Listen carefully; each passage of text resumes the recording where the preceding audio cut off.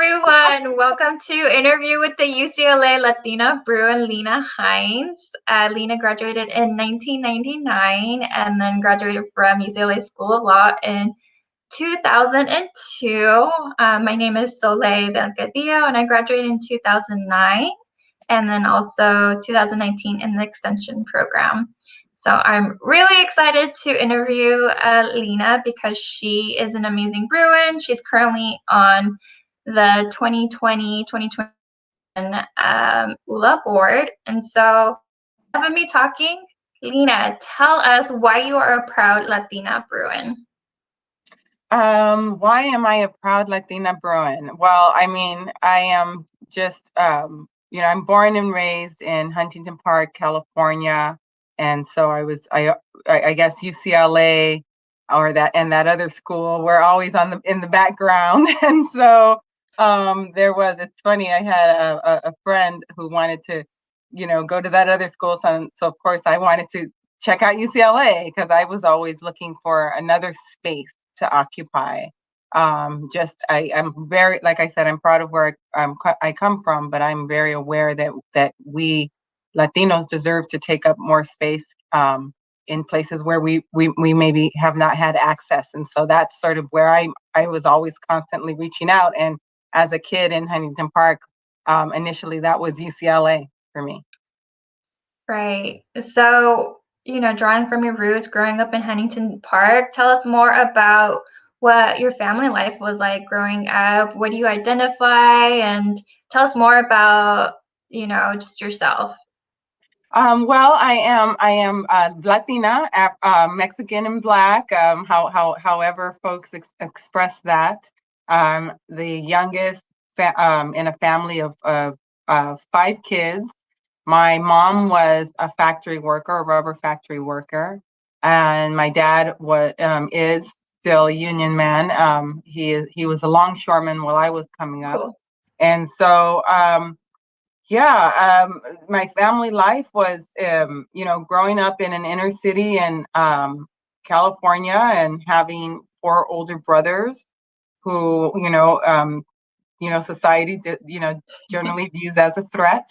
I very much had a idea. I think I was very fortunate being born a girl in that household because I had a very obvious way to distinguish myself from my brothers, and education was a large part of that. I was always different. I was the one who came along and messed up the plan to have a basketball team. My brothers would tease me. And so it was very natural that I was, the nerdy one. I was the tracking that goes on in school systems worked to my benefit, where I was identified as, gifted. And so I feel like my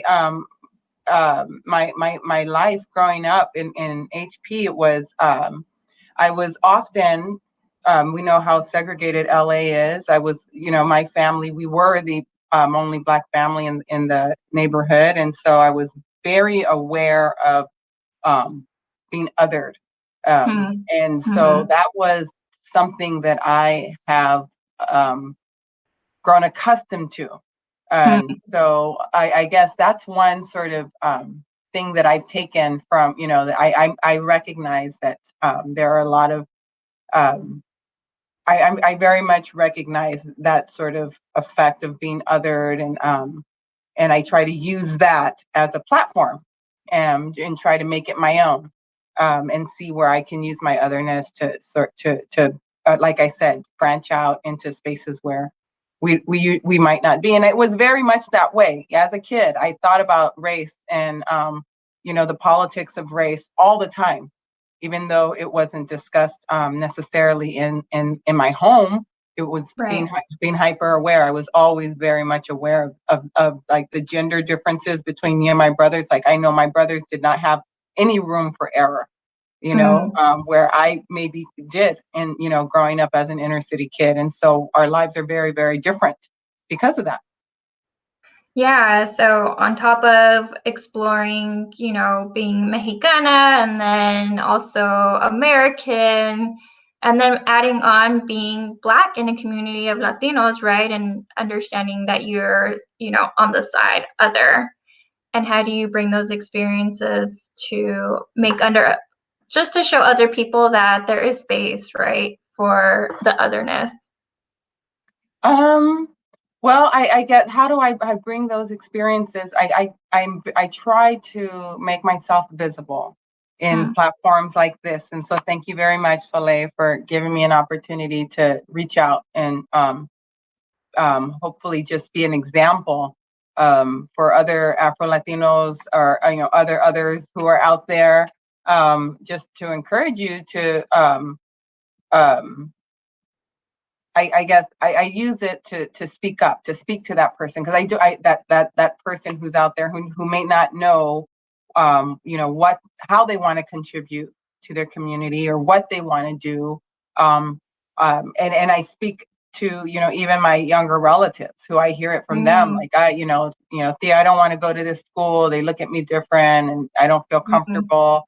And I remind them that either you've got to get accustomed, and we don't get used to it, right? But you get accustomed, and don't let that feeling of being other, a marginalized, or not seeing other people like you. Don't let that stop you from exploring opportunities, because then you're never going to go anywhere. And so I very much used my background to say, I am from Huntington Park, California, and I am born and raised, grew up. I still go there, still have family there. And I'm here sitting in this space that, I'm a tax principal at one of the largest accounting firms in the world, doing financial product taxation. I did not know that was what I was going to be when I grew up, and so that's why and so that's how I view myself, of using my experience to say, look, I'm not that cookie cutter sort of student or employee, but I have been successful in my own right. And so if I can do it, there's no reason why you can't either. And so that's how I try to use my background, just to show people that there is already some diversity here that we want to build on. Exactly. And when you had interviewed for the board, I was so amazed by you, and especially I didn't even this is why these platforms exist, is to uplift the stories and people like yourself, because I was so amazed. I was like, why have I never heard of her? Let's share more of her story, because it is so important to model for the younger generation and other people that, hey, I exist, and here are resources and tools to make sure that you also can take up space, right? So we'll explore a little bit about what it's like to be in your industry, because that's a whole nother wow about you. But let's go more into other parts of UCLA and other things that you care about and are associated with, other associations. Sure. So my journey with UCLA, as I said, I wanted to go to UCLA since I was a kid. I was derailed during my teenage years, like many of us get, and I had 2 young children as a teenage mom. And then I decided, I've got to go back to school to support these kids. And so I went back. I started at ELAC, East LA Community College. And the goal was always to transfer to UCLA. And so I am a transfer student into the university, which is really, it's just such a great program, because for someone like me, who was a single mom with young kids, it was really, I needed that. I really did need ELAC as a platform to get ready for the rigor of UCLA's academics. And so where was I? So yes, so I went to ELAC, and then I transferred to UCLA, and I just found such a great community there in the academic advancement placement program, AAP. AP. I just cannot tell you I just can't stress enough the importance of AAP for me in my academic success while I was there, because UCLA was just a whole other animal for me. Right. I went to inner city schools, and yes, I was in a gifted program, but it wasn't like AAP classes that were, college preparatory classes or anything like that. And so the AAP program, where I had access again to other students who looked like me and who were who had conquered these very intimidating classes and Right. were there for support. That was really a great community, and I found a lot of friends within the AAP program. A couple of friends in the summer program that started. I think my experience was very different as a mom. I wasn't able to be on campus as often, but Right. I mean, there was definitely a community feeling at UCLA that I experienced for the first time among students of color of all ranges. My memories at UCLA's campus are very fond for that. And then going to law school, it was such a different experience just because it's law school. Right. So in terms of the communities that have lasted with since UCLA, like I said, I didn't have a lot of time to get involved with student orgs. And so when I moved back home in 2016 from Washington, D.C., where I was living. I was like, I've got to get back in touch with my Bruins. And the Latino Alumni Association they had openings for the board. And I was like, this is great. This is a great way to get involved and get back looped in to see what we're doing. And it was really great because I know we do a lot of work with AAP, which I'm already involved with because I want to help fundraise for AAP students and transfer students and our Black and Brown students, because these are the communities that are very important to me. Yeah, and I love that you're sharing your story because it's a different path. And I think when folks think of what is a traditional path, like that's the only path and that's the path I need to take, but it's not. There's so many different ways that you can get to UCLA. It's just utilizing the resources. So ELAC for you was that resource to help you get into UCLA and then go to law school. And now you're this amazing, senior leader at EY. Like, share more about that and that journey going into that type of space. Well, I mean, just as you said, I've had a lot of resources, a lot of help along the way. And that's one thing I want to express, because that's why I am obligated and so happy to be a part of these forums that are giving back to our future leaders. I was very fortunate to start earning scholarships, and that builds another sense of community and so yes, so there isn't a one size fits all path. I was an English major, not mathematically inclined, so I thought while I was in school.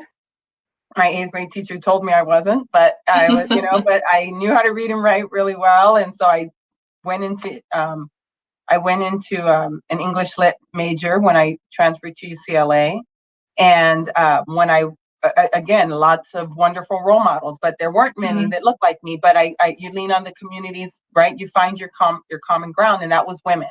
And so I had a lot of women sponsors, a lot of wonderful women professors, and a lot of great male feminists who wanted to see me go far. One very wonderful woman who I was associated with was Barbara Rosecrans, and she was a poli-sci professor at UCLA, and she was also someone who helped me prepare my application for law school. And so I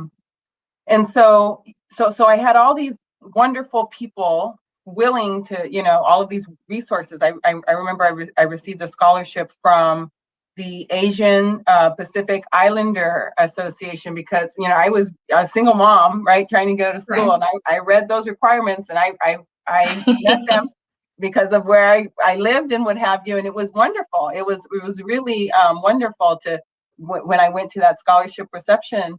They were saying, yes, and this is why we organize it that way. We want to have more. It was in Chinatown, and it was by an organization that was run by members of the Pan-Asian community, but they were intentional about being diverse in their scholarship. And so I've been a beneficiary to a lot of those, a lot of like just good people doing good things. for example, how I came into being a tax attorney. So I went to law school, and I figured I would be a litigation attorney because that's the only kind of attorney I knew about. That's what's on Right. TV. And I went to my internship, my first year internship at Sherman and Sterling. And this woman took me out for coffee. We had totally different backgrounds. She didn't look like me. And she just wanted to share some insight. And because I knew I was first generation going to school, first generation going to professional school, to college and then professional school, and then first generation walking into the legal field, I was like a sponge trying to, anyone who was willing to share their insight, I wanted to hear them because I knew they knew more about this space I was trying to get into. And Right. so she took me out to lunch and or coffee, and suggested that I take a tax class. And I thought, she's nuts, but okay. It's like, Why it's not? great. And she says, if you're lucky, to 90% of people hate tax. If you're lucky, you'll love it. And I think it'll be a good schedule that you could manage better being a mom, a working mom. And I thought, okay, let me go take a tax class. And I really enjoyed it. I really loved it at UCLA. One distinguished Professor Stark, I know he's won awards. And it was just I love the policy behind it. I love getting into an area of law that really impacts people's daily lives. And so that's how I turned my focus into the tax, focusing on tax. And it was a better fit for me and my family, but it's also a better fit for me as a professional, because I tend to be that type of person that specializes in and likes to know a lot about a defined area. And 7,000 codes in the tax section is it's plenty for me to focus on. So, and I don't even focus on all of them. So being having mentors is very important. Networking is extremely important. I know a lot of our students apply for scholarships, and if you win them, that's great. But even if you don't win them and you have the opportunity to go to a reception, those are places where you can meet people who are interested, who can expand what you're exposed to. And so that Right. networking is really key. And I've had a lot of great mentors. Yeah, I want to touch on a couple of things that you said that I think are really important.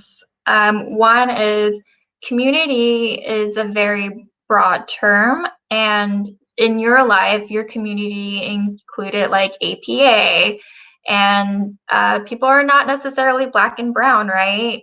Right. So being open to other people who don't look like you, maybe come from the same socioeconomic class, just being open, I think, increases your available experiences in your case, right? So you were open. And the other thing that you said that was really great is that you're a sponge, right? You were open to listening, you were open to taking advice, you were open to meeting for coffee, you were open to networking. You just you were like, yes, right? It's like that movie, like, yes, Dave, we're gonna. And it's really led to where you are today because you were open to things. Because sometimes, and I don't know if you experience this, is sometimes folks approach me like undergrads. It's like, how do I find a mentor? Where do I go? And it sounded like for you is just saying yes, right? Or going to places that maybe you don't feel comfortable at first, right? But there are good people out there who are like, yes, I want to help you. And really knowing that you got to meet people where they are. You got to be the change that you want to see in the world. I want to see more people in the rooms, and if I'm the only one, so be it for now. I'm going to occupy that space the best way I can. And there's a lot of pressure in, and that, am I a representative for the whole, no, obviously not, but I'm going to, build the case for bringing someone else along. And like you said, just really finding my community. And when people say, how do I get a mentor? It's interesting. I've had tons of mentors, and I'm sure that there are people who I consider mentors who don't think they were my mentors, and but for me, I use their time and their wisdom and advice and guidance to mentor myself. Mm. And I take, and it may be one conversation, but helps me, make a decision that because it gives me access to information I may not have otherwise had. So I don't see it. I see them as very much, depending on, where you are in your career, and it doesn't have to be something so formal where people feel like, whoa, that's a lot of pressure. Like it might just be coffee and picking their brain and an email every now and then. But just, showing, I think being a good mentee and showing people that their time and energy investment in you is worthwhile is often all people want to know.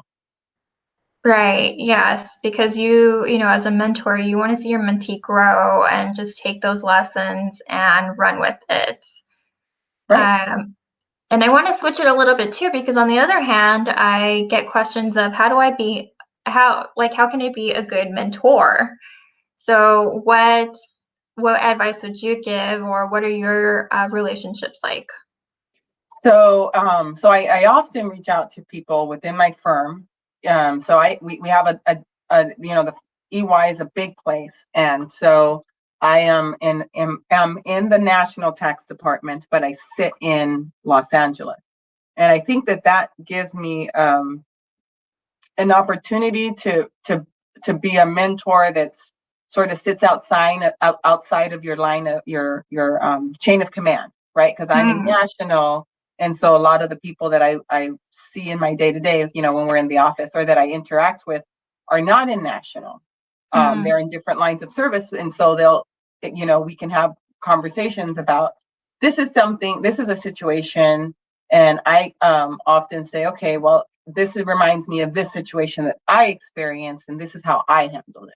And mm, and that's really how I like to offer information, because I realize that these are our careers, and they're very important to us, and it's very I never want someone to feel like telling them this is the right way and this is the wrong way, because you've got to take all the mentee always has more of a better view of what's going on with them, depending on how close you are with them. And so I just offer, and you'll find all of these stories, we all have some version of these mm, situations that we can share, where other people can sort of step back and say, okay, so this is how I can navigate in this mm. circumstance. Because a lot of that's what it is. Emotional intelligence is very important, and I think being, as I said, an other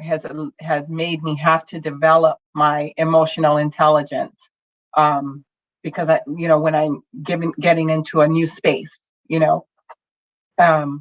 and so that's how I choose to mentor. I just I listen, and I ask, how would you like this situation to be resolved? Because everybody is not the same, right? Right. Um, and then I say, well, this reminds me of this situation that I dealt with when I was coming up, and this is how I addressed it.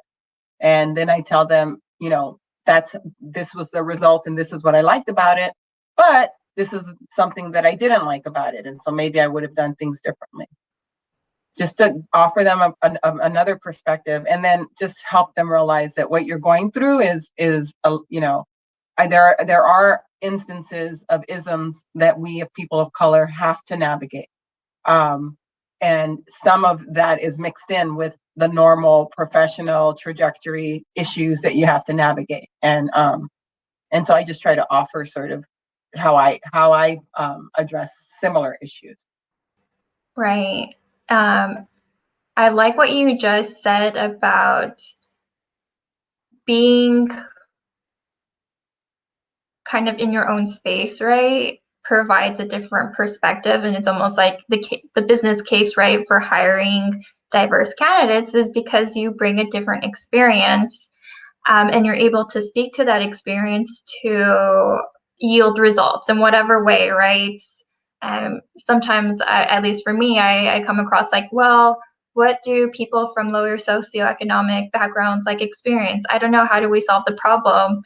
And it's, well, we have people who've lived that experience and can talk to it. It doesn't have to be this, weird macro, let's look at this and study it and try to solve it. No, we have people who can speak to it.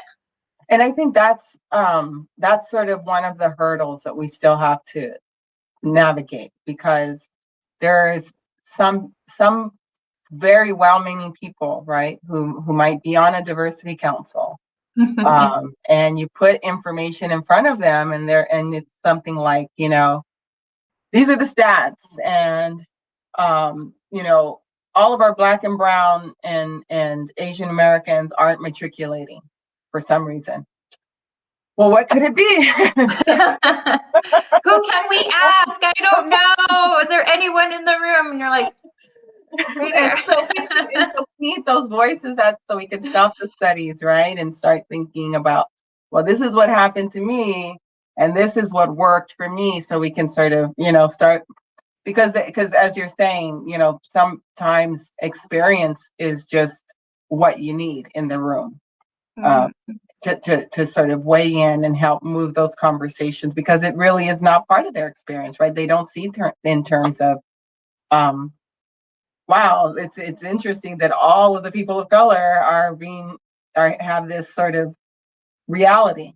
What could it be, and sort of we need to move past that. And so I think, to your point, having more diverse people in the room in decision-making capacity is really just what has to happen.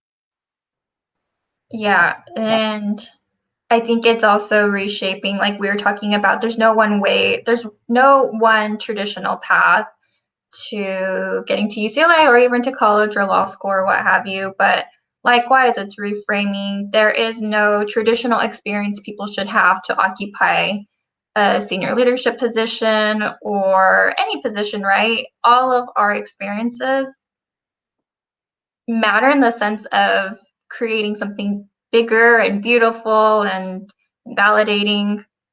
We all have something to contribute. And that's one thing, just like being a good mentee, I've realized that there's always something that I can learn from someone who's been around longer than me.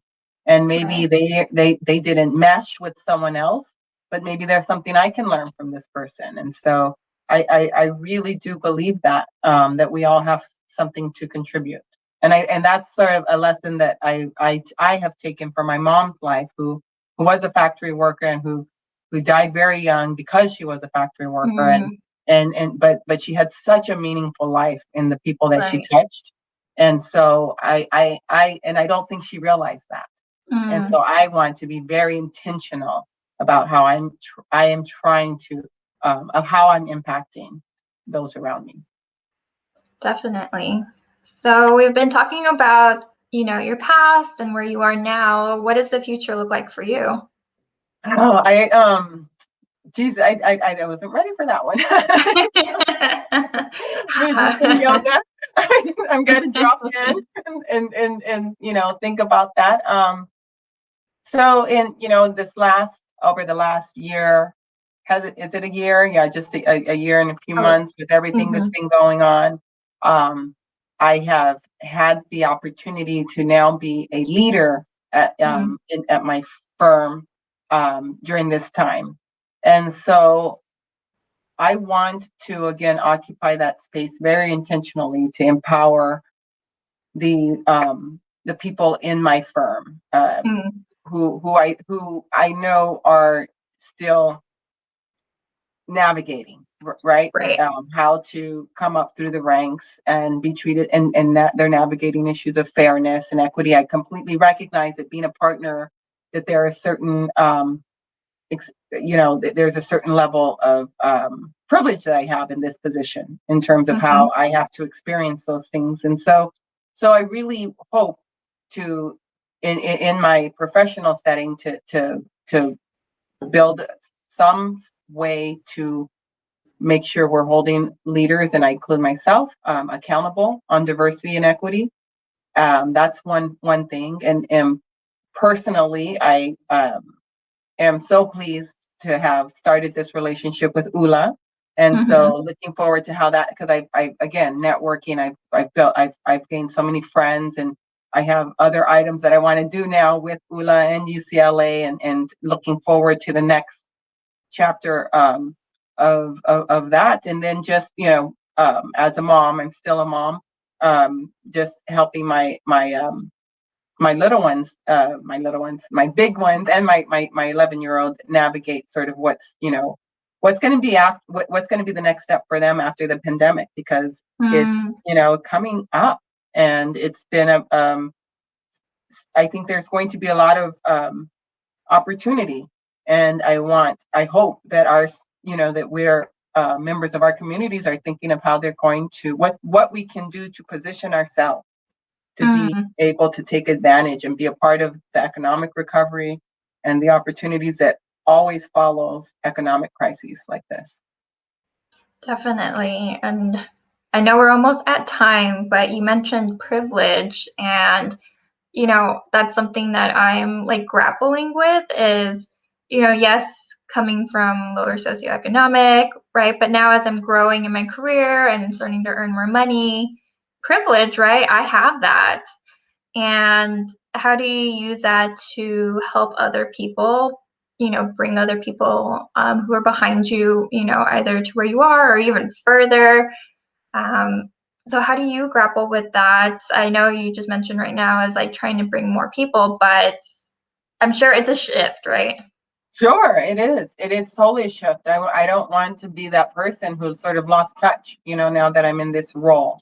And so that's like professionally, but personally, I just really have been looking back at. I keep a list of all the scholarships I've received over my college career, and I started just being very intentional about giving back because I can. And so that's one way that I very much look at what organizations are doing. Like in UCLA, there's a lot of like the AAP and the Transfer Student Program and ULA and the Black Alumni Association, looking at the things that they do and just trying to be a part of the career discussions and supporting those efforts to again expose students who maybe don't see themselves as a tax principal at EY. Right. Maybe that's a career for you. But that's how I do try. I do navigate sort of that. I am very intentional about trying to donate my what part of myself I can to organizations that I think are reaching communities that have been traditionally underserved. Right. And that's awesome. And definitely lessons to learn for folks, right? Is as you come up, make sure to look behind and bring others. And there's all kinds of ways you can donate. Financially is one way, but also your time and your experience and offering insight are other ways that you can help lift as you climb. Exactly. And I think the resources are probably the most important is here you go, this is how I did it. Take what you want. Right. Agreed. Cool. So before we end, is there anything about you that we don't know? There's a million things. I mean, this has only been a 30-minute interview, so there's so much more to explore. But is there anything we should know that it's like, oh yes, this is something else I'm really proud of, or other things that you wish as the next generation's coming up, what should they know? Geesh, oh, that's a ringer. There's so much, as you mentioned, networking. I'm glad that we did touch on the fact of, my history with being supported by the Asian Pacific Islander community. I do want to stress that because when I was at UCLA and there were only two of us admitted, I'm sorry, UCLA School of Law. There were only two of us admitted after the passage of Prop 209 to black students admitted, and it was really I during my second year when we had to lead that organization for the Black Law Students Association. It was really the APILSA Asian Islander Pacific, what is it? Our Asian Pacific Islander law students who really stepped up and showed me what allyship is. And so I just want to encourage us to recognize, the need for allyship so that we don't have to we don't have to continue to recreate the wheel. Every time, corporate America is ready to focus on diversity and inclusion, I think that we need to support ourselves, our own communities within, and constantly be building these allyships within our community, so that, because we've seen it, right? We've seen, focus on, what the pandemic has done to the Latino community, the, social injustice against the Black community, and now the violence that's just heightened and more targeted towards our Asian communities. It's all on lines of race. And so, and if we look at ourselves as one big community, we are not a minority. And so, just that's one thing. Just building those networks is going to be beneficial to you professionally and personally. And so I just want to encourage any students to really focus and be intentional about your network. Awesome. Well, thank you for that. And to end, what's something fun that you love to do, or something? I'm no fun. No, I'm just kidding. You are a fun person, so I know everything's been really serious. I am a big yogi. And so I discovered yoga, though. It's funny, when I was in DC, because it was so cold, and I was like, I got to warm up from the inside. And so it's awesome to be home in yoga land. So that's one thing that I do to center myself on, and try not to spread yourself too thin. You want to be able, you can't pour from an empty cup. And so I really hope that I try to focus on well-being, and so I hope that you are too, Soleil. Trying. Yeah. Progress, not perfection. That's right. Right. It's a practice. Cool. Well, I know I'm very thankful for you and everything that you're doing within Ucla, and just sharing more about your story and fundraising for the next generation, as you're the current finance chair. And yes, I hopefully we can do this interview again in 10 years, and you're like the president of whatever. When you're like I don't know what nonprofit organization you're going to be, $1 billion organization you're going to be running, we'll have to revisit. We'll revisit, exactly, and then have a whole another conversation, or who knows. So thanks so much for this opportunity to talk to folks, Soleil. Always great to chat. Always. And how can people reach out to you if they want to learn more, or just have coffee or virtual coffee? Yes. I would love to be able to put my email address up somewhere. I'm on LinkedIn. That's the easiest way. I am on LinkedIn, Lena Hines. I do respond to my messages, and I hope to get some LinkedIn requests from some Bruins or future Bruins so that we can chat. Cool. Perfect. Well, you heard it. She's open to having conversations, so please reach out to her, especially if you want to go into tax law. Yes. Or stay away. I can tell you how to stay away too.